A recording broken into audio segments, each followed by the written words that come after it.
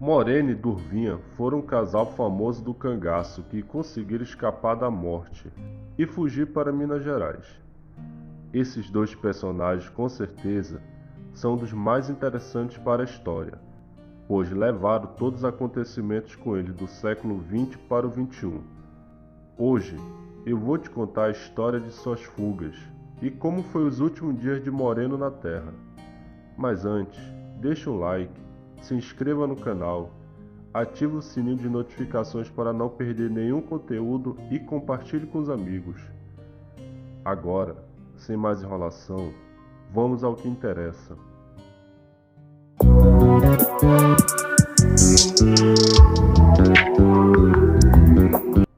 O cangaço chegava ao fim de sua história, pois sua maior referência, Lampião, que ou fugiu para Minas Gerais ou teve seu fim em Angicos, não estava mais presente.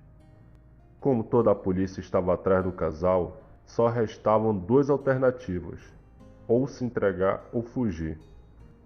Foi então que o padre Frederico, que era responsável pela igreja local, pediu para que eles fugissem, pois toda a polícia estava de olho neles, querendo suas cabeças.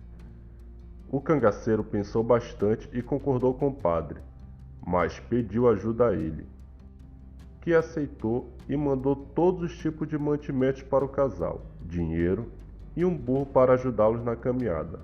Então, no dia 2 de fevereiro de 1940, os cangaceiros deixavam para trás uma história que é contada até os dias de hoje. Histórias essas que envolvem muitas polêmicas e fatos interessantes. Suas caminhadas começaram pelo Rio São Francisco, onde seus destinos, é claro, seria Minas Gerais. E ao longo desse percurso, as pessoas sempre perguntavam para onde iriam, e as respostas sempre eram as mesmas, que eram viajantes e iriam até Bom Jesus da Lapa pagar uma promessa muito grande. Essa viagem durou mais de 4 meses, onde os mesmos se mantinham com doações dadas pelo padre, e é claro, o que os pescadores davam para eles também. Enfim, chegaram a Bom Jesus da Lapa, interior da Bahia. Logo no desembarque, foram acolhidos na casa de uma humilde senhora, que se chamava Gertrudes. Os dois estavam no extremo, cansados, tanto fisicamente quanto psicologicamente, e muitas das vezes Durvinha saía correndo na rua em um momento de loucura e desespero, sempre que Moreno estava descansando do lado de fora. E isso se deu ao fato de tudo que eles passaram. Afinal, eram apenas seres humanos como quaisquer outros. O tempo passou e as coisas foram se acalmando. Então tiveram que partir. Agradeceram a senhora que os acolheu e pegaram uma carona na carroceria do primeiro caminhão que viram e foram em direção a Montes Claros, Minas Gerais, mas tiveram que descer em Araçuaí, ainda em Minas Gerais, pois o motorista disse que ia somente até ali. A partir desse lugar, caminharam um pouco até achar um outro caminhão que os levasse, e após alguns dias, chegaram até onde eles queriam, Montes Claros.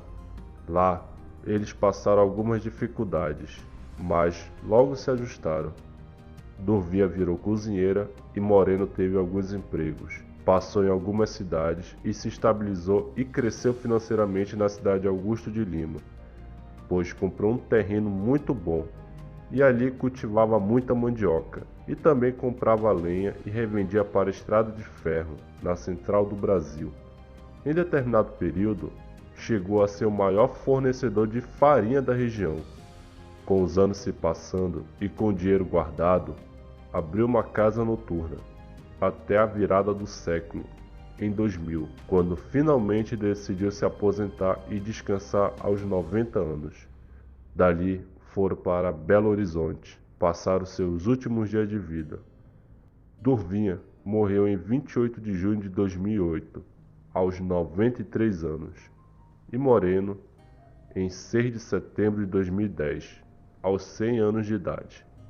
A TV Record deixou uma entrevista desse personagem brasileiro, que irá passar logo em seguida.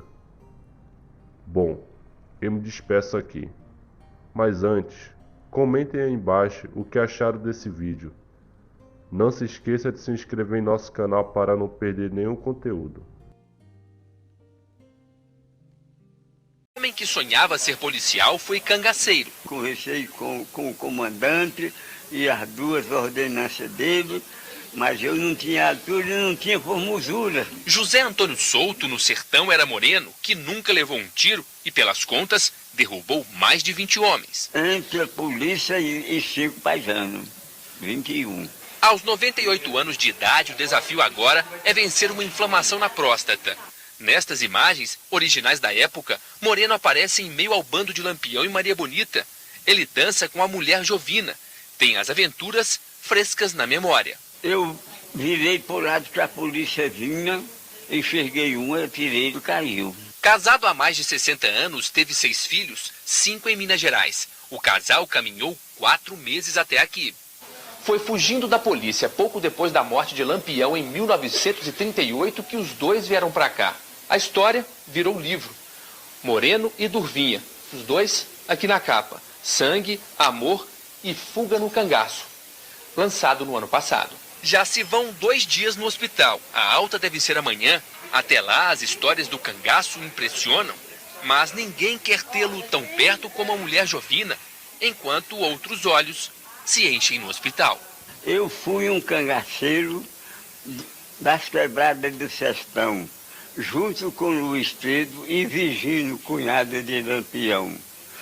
Quando a polícia atirava, nós respondíamos tiro na hora da precisão. Quem vê este senhor de 98 anos, pai de 6 filhos, nem imagina que ele já foi um cangaceiro que lutou ao lado de Lampião lá pelos anos 30. Seu José Antônio Souto já deu muitos tiros e é um dos últimos homens do cangaço vivo. Eu entrei no cangaço para cumprir a minha sorte.